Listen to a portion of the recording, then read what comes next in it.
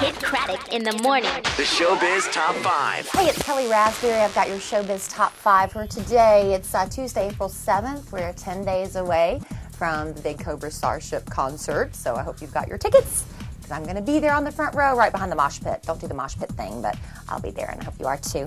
All right, even though she's not wearing her engagement ring, Brian Austin Green seems to have worked whatever the issue was with Megan Fox out, and they are back together. In fact, the two of them were apartment hunting in Santa Monica last week. They're looking for a place just for the summer because Megan really wants to be close to the ocean so she can watch the dolphins.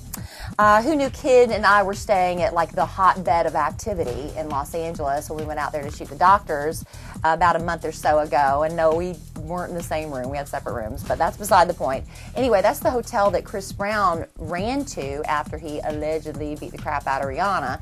And now it's the hotel that Dennis Rodman got kicked out of because he was being obscene, shouting profanities, groping and slapping female guests, so they kicked him out on his 7-foot butt, whatever it is. And one of the employees at the London said he is absolutely the most obscene guest they've ever had. You can only deny the truth for so long, and Lindsay Lohan finally called up E! or sent a statement to E! and admitted that she and Samantha Ronson are broken up. Or as she put it, we are taking a brief break so I can focus on myself. Now, this announcement came after a really rough weekend for Lindsay. First, she was told by the Ronson family, "You are not welcome to this party celebrating the launch of Sam's sister Charlotte's clothing line at JCPenney." And then when Lindsay tried to crash it anyway, 5 bodyguards booted her out. And then she was up all night texting or twittering that Sam was on drugs and cheating on her. And then the next day, Samantha changed the locks on her house. Well, now we're hearing that Samantha's family, her sister and her mom, are trying to get a restraining order against Lindsay because that girl is crazy. And they say she's acting out just to get attention, and they're afraid how far she's going to go. As expected, 2 months after he allegedly beat the crap out of Rihanna, Chris Brown did plead not guilty yesterday, and the judge told him to come back April 29th for a hearing. Now, if he's convicted, he could get probation or he could go to jail for a while. The maximum is 4 years and 8 months.